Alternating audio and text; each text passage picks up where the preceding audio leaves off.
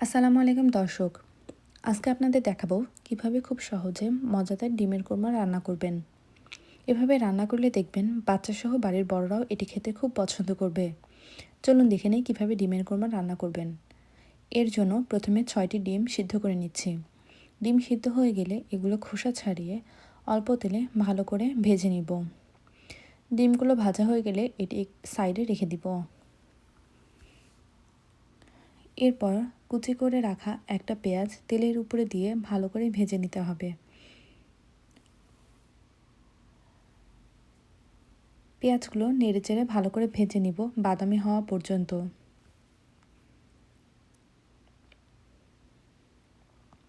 পেঁয়াজগুলো বাদামি হয়ে গেলে এ পর্যায়ে দিয়ে দিব 1 কাপ পেঁয়াজ বাটা। সামান্য পরিমাণে পানি দিয়ে এটাকে কষিয়ে নিতে হবে।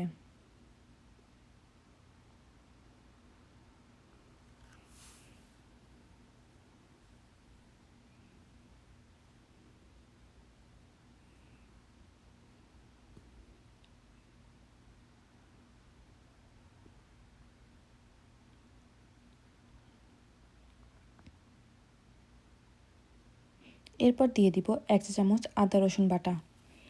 ভালো করে নেড়েচেড়ে মশলাটাকে কষিয়ে নিতে হবে।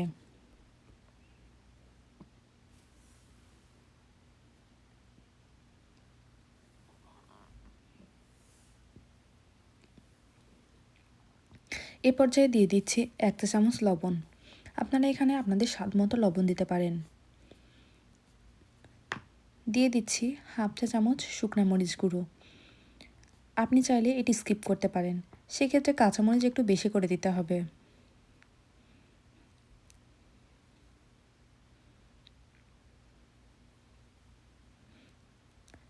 এখন দিয়ে দিচ্ছি একটি তেজপাতা, একটি দারুচিনি এবং 4-5টা এলাচ। এগুলোকে নেড়ে ভালো করে কষিয়ে নেবেন। মশলাটা যত ভালো কষানো হবে ডিমের কোরমাটা খেতেও তত মজা হবে।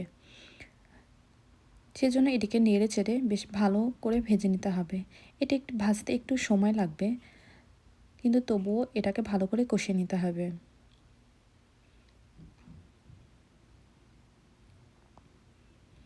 এরপর সামান্য পানি দিয়ে আবারও মশলাটাকে কষিয়ে নিচ্ছি।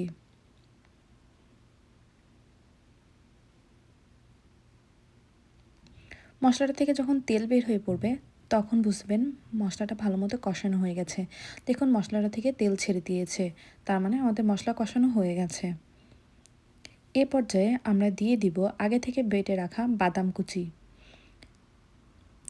এক্ষেত্রে আমি 4টা কাজু বাদাম এবং 4টা কাঠবাদাম ব্যবহার করেছি।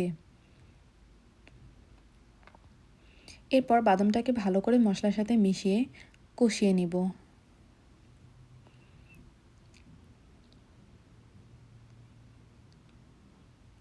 বাদামটা কষানো হয়ে গেলে এই পর্যায়ে আমরা দিয়ে দিব আগে থেকে জাল করে রাখা তরল দুধ। এরপর এটাকে ভালো করে নেড়ে আমরা দিয়ে দিব 4 থেকে 5টা কাঁচামরিচ। কাঁচামরিচগুলো এখানে আমি কেটে দিইনি, আস্ত দিয়েছি। কাঁচামরিচ দেওয়ার পরে এখানে আমরা ঢাকনা দিয়ে ঢেকে দিব। ঢেকে দিলে কাঁচামরিচের একটা সুন্দর ফ্লেভার কোরমাটার ভিতরে চলে আসবে। এই গ্রেভিটা খেতে অনেক বেশি মজা হয়। এরপর এটা বলক আসা পর্যন্ত অপেক্ষা করব। বলক চলে আসলে আমরা ঢাকনাটা উঠায়ে আগে থেকে ভেজে রাখা ডিমগুলো দিয়ে দিব।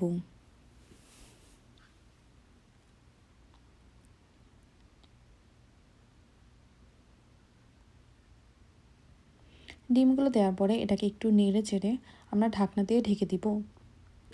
এটা আমরা 5 থেকে 7 মিনিটের মতো ঢেকে রাখবো। 7 মিনিট পর ঢাকনাটা উঠায়ে এখানে দিয়ে দিব 1.5 চা চামচ চিনি। চিনি দিলে কোরমার স্বাদটা অনেক পরিমাণে বেড়ে যায়। এটা খেতে যেহেতু একটু মিষ্টি হয়, সেক্ষেত্রে বাচ্চারাও এটা খেতে খুবই বেশি পছন্দ করে।